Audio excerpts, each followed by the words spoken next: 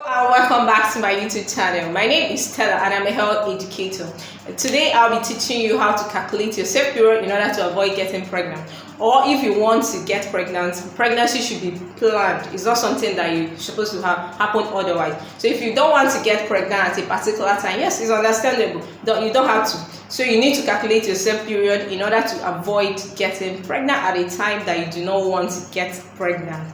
Okay, time you don't have to be carrying pregnancy all the time as a woman. So today, if you stay with me, I'm going to teach you how to calculate your safe period so you don't get pregnant at the time that you don't want to get pregnant as a woman. So let's go.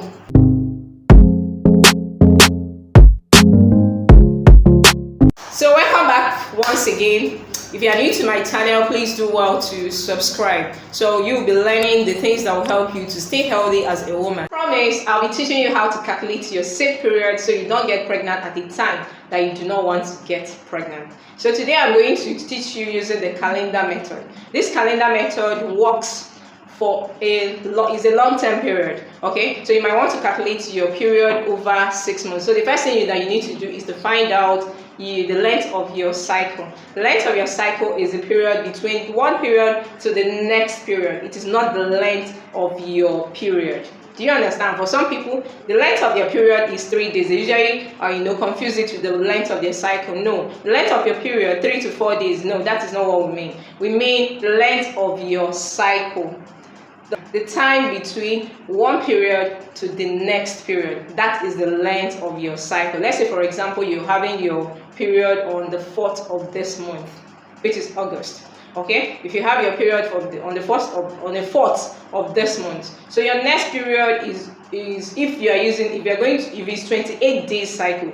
Let's say you're going to have your next period on the 31st of this month, which is 28 days. So from 4th to 31st, that is the length of your cycle, which is 28 days cycle. For some people, it ranges from 26 to 35 days, and it could be normal. For some people, it is shorter, and it could also be normal. Some people experience their period for a period of 24 or 25 days. But if you experience anything less than that, please meet a doctor in order to rectify that. There might be something wrong with you somewhere. So without further ado, let's talk about this. The next thing you are going to do is to get the length of your period, of your cycle, for at least 6 months using this method, which is called the calendar method. Okay, using this calendar method, get the length of your cycle for at least 6 months. Let's say I'm starting from March. I've already noted down how many times I do, or the length of my cycle from March to August, which is 6 months. So for March, as you're seeing, you will notice that I have for March I have 28 days. Then for April I have 29 days. And for May, I have 26 days. And then June, I have 28 days as well. July, I have 29. And for August, I have 30. So these are in order of how many times the length of my cycle for 6 months. So as you can see here. Now, if you notice, I have the shortest of my cycle, which is 26 days, and I have the longest, which is 30 days. This is what I'm going to use, the two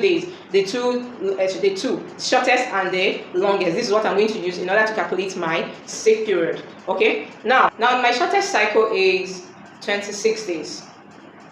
My shortest length of cycle is 26 days. Now from 26 days, you have to subtract 18 days from it. Now, if you subtract 18 days from 26 days, what will it give you? It's going to give you 8 days. As you can see, I've done the maths there. So it's going to give you 8 days. Now, for my longest cycle, you have to subtract 11 days. And my longest cycle is 30 days. Okay, so if I subtract 11 days from 30 days, it's going to give me 19. Now look at the calendar. If you look at it now, from day 8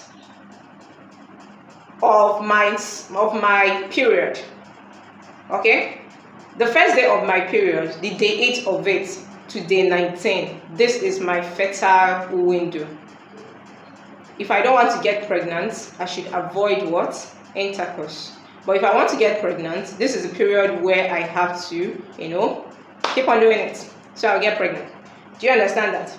Now, this is how to calculate your your fertile window or your safe period, what we call ovulation. Around this period, you are going to ovulate. So if you don't want to get pregnant, you don't want to have intercourse within this period, so you avoid getting pregnant.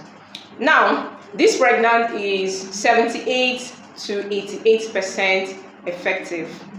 78% effective, which means sometimes it might not work accurately. So what you do, there are other two methods that you can use. When you combine them together, you can be able to find out exactly how to calculate your safe period. These two methods are called basal temperature method and the cervical mucus method. So in my next video, I'm going to talk about these two methods.